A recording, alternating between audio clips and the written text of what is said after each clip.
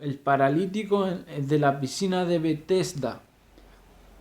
Después de esto se celebraba una fiesta de los judíos y Jesús subió a Jerusalén. Hay en Jerusalén, cerca de la puerta de las ovejas, una piscina llamada en hebreo Betesda. Tiene estas 5 pórticos y bajo los pórticos yacía una multitud de enfermos, ciegos, cojos, tullidos y paralíticos. Todos esperaban que el agua se agitara, porque un ángel del Señor bajaba en vez en cuando y removía el agua. Y el primero que se metía después de agitarse el agua quedaba sano de cualquier enfermedad que tuviese. Había allí un hombre que hacía 38 años que estaba enfermo. Jesús lo vio tendido y cuando se enteró del mucho tiempo que estaba allí le dijo: ¿Quieres sanar? Y el enfermo le contestó: Señor, no tengo a nadie que me meta en la piscina cuando se agita el agua, y mientras yo trato de ir, ya se ha metido otro. Jesús le dijo: Levántate, toma tu camilla y anda. Al instante el hombre quedó sano, tomó su camilla y empezó a caminar. Pero aquel día era sábado. Por eso los judíos dijeron al que acababa de ser curado: Hoy es día sábado y la ley no permite que lleves tu camilla a cuestas. Él le contestó: El que me sanó me dijo: Toma tu camilla y anda. Le preguntaron: ¿Quién es ese hombre que te ha dicho toma tu camilla y anda? Pero el enfermo no sabía quién era el que lo había sanado, pues Jesús había desaparecido entre la multitud reunida en aquel lugar. Más tarde Jesús se encontró con él en el templo y le dijo: Ahora estás sano, pero no vuelvas a pecar, no sea que te suceda algo peor.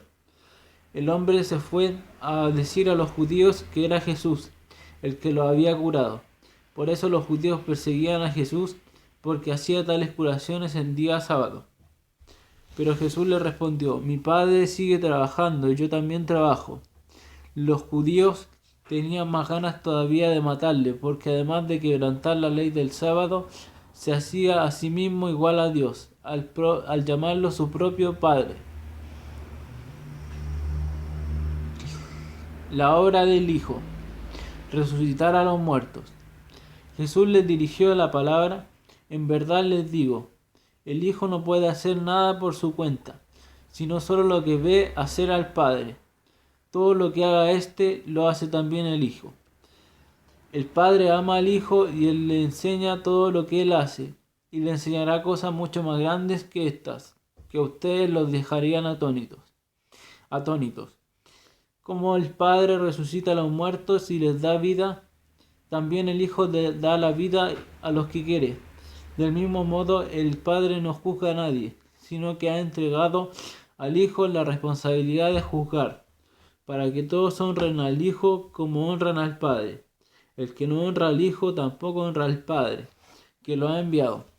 En verdad les digo, el que escucha mi palabra y cree en Él que me ha enviado, vive de vida eterna. Ya no habrá juicio para él, porque ha pasado de la muerte a la vida. Sepan que viene la hora, y ya estamos en ella, en que los muertos oirán la voz del Hijo de Dios, y los que la escuchen vivirán. Así como el Padre tiene vida en sí mismo, también ha dado al Hijo tener vida en sí mismo. Y además le ha dado autoridad para llevar a cabo el juicio, porque es el Hijo del Hombre. No se asombren de esto, llega la hora en que todos los que estén en los sepulcros oirán mi voz. Los que obraron el bien resucitarán para la vida, pero los que obraron el mal irán a la condenación. Yo no puedo hacer nada por mi cuenta, sino que juzgo conforme a lo que escucho. Así mi juicio es recto, porque no busco mi voluntad, sino la voluntad de aquel que me envió. Si yo hago de testigo en mi favor, mi testimonio no tendrá valor, pero otro está dando testimonio de mí, y yo sé que es verdadero cuando da testimonio de mí. Ustedes mandaron interrogar a Juan, y él les dio testimonio de la verdad. Yo les recuerdo esto para bien de ustedes, para que se salven, porque personalmente yo no me hago recomendar por hombres. Juan era una antorcha que ardía e iluminaba. Ustedes por un tiempo se sintieron a gusto con su luz, pero yo tengo un testimonio que vale más que el de Juan. Son las obras que el Padre me encomendó realizar. Estas obras que yo hago hablan por mí y muestran que el Padre me ha enviado. Y el Padre que me ha enviado también da testimonio de mí. Ustedes nunca han oído su voz, ni visto su rostro, y tampoco tienen su palabra, pues no creen al que ha enviado. Ustedes escudriñan las Escrituras pensando que encontrarán en ellas la vida eterna. Justamente ellas dan testimonio de mí. Sin embargo, ustedes no quieren venir a mí para tener vida. Yo no busco la alabanza de los hombres. Sé, sin embargo, que el amor de Dios no está en ustedes, porque he venido en nombre de mi Padre y ustedes no me reciben. Si algún otro viene en su propio nombre, a este sí lo acogerán. Mientras hacen caso de las alabanzas que se dan unos a otros y no buscan la gloria que viene del único Dios, ¿cómo podrán creer? No piensen que seré yo quien los acuse ante el Padre. Es Moisés quien los acusa, aquel mismo en quien ustedes confían. Si creyeran a Moisés, me creerían a mí, porque él escribió de mí. Pero si ustedes no creen lo que escribió Moisés, ¿cómo van a creer lo que les digo yo? El pan de vida, la multiplicación.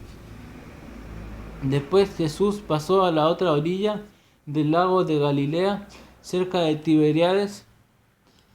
Le seguía un enorme gentío a causa de las señales milagrosas que le veían hacer en los enfermos. Jesús subió al monte y se sentó allí con sus discípulos. Se acercaba la Pascua, la fiesta de los judíos. Jesús pues levantó los ojos y al ver el numeroso gentío que acudía a él, dijo a Felipe: ¿Dónde iremos a comprar pan para que coma esa gente? Se lo preguntaba para ponerlo a prueba, pues él sabía bien lo que iba a hacer. Felipe le respondió: 200 monedas de plata no alcanzarían para dar a cada uno un pedazo. Otro discípulo, Andrés, hermano de Simón Pedro, dijo: Aquí hay un muchacho que tiene 5 panes de cebada y 2 pescados. ¿Pero qué es esto para tanta gente? Jesús le dijo: Hagan que se siente la gente. Había mucho pasto en aquel lugar y se sentaron los hombres en número de unos 5.000. Entonces Jesús tomó los panes, dio las gracias, los repartió entre los de que estaban sentados, y lo mismo hizo con los pescados, y todos recibieron cuanto quisieron. Cuando quedaron satisfechos, Jesús dijo a sus discípulos: Recojan los pedazos que han sobrado para que no se pierda nada. Lo recogieron, llenaron 12 canastos con los pedazos que no se habían comido, eran las sobras de los 5 panes de cebada. Al ver la señal que Jesús había hecho, los hombres decían: Este es sin duda el profeta que había de venir al mundo. Jesús se dio cuenta de que iban a tomarlo por la fuerza para proclamarlo rey, y nuevamente huyó al monte él solo. Al llegar la noche, sus discípulos bajaron a la orilla y subiendo a una barca cruzaron el lago rumbo a Cafarnaúm. Habían visto caer la noche sin que Jesús se hubiera reunido con ellos, y empezaban a formarse grandes olas debido al fuerte viento que soplaba. Habían remado como unos 5 kilómetros cuando vieron a Jesús que caminaba sobre el mar y se acercaba a la barca, y se llenaron de espanto. Pero él les dijo: Soy yo, no tengan miedo. Quisieron subirlo a la barca, pero la barca se encontró enseguida en la orilla donde se dirigían. Al día siguiente, la gente que se había quedado al otro lado del lago se dio cuenta de que allí no había habido más que una barca y que Jesús no había subido con sus discípulos en la barca, sino que estos se habían ido solos. Mientras tanto, algunas lanchas de Tiberíades habían atracado muy cerca del lugar donde todos habían comido el pan.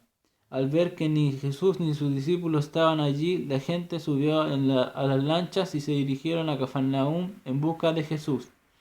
Al encontrarlo al otro lado del lago, le preguntaron: Rabí, ¿cómo has venido aquí? Jesús les contestó: en verdad les digo, ustedes me buscan no porque han visto a través de los signos, sino porque han comido hasta saciarse. Trabajen no por el alimento de un día, sino por el alimento que permanece y da vida eterna. Este se lo dará el Hijo del Hombre. Él ha sido marcado con el sello del Padre.